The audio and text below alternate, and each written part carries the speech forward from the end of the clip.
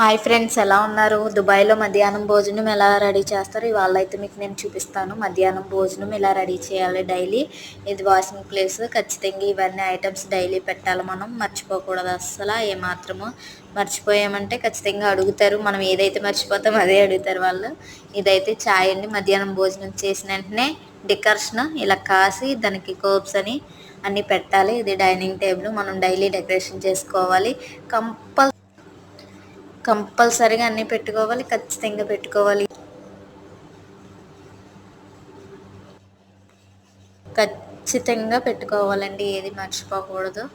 అలా అని ఒకటి మర్చిపోయామంటే కంపల్సరీ వాళ్ళు అదే అడుగుతారు. నెక్స్ట్ కిచెన్ కూడా ఇంతే నీట్గా ఉంచుకోవాలి. తర్వాత చూసారు కదా, కిచెన్ చాలా నీట్గా ఉన్నది. మా కిచెన్లో అయితే బర్డ్స్ ఉన్నాయి, మీకు చూపిస్తున్నాను చూడండి.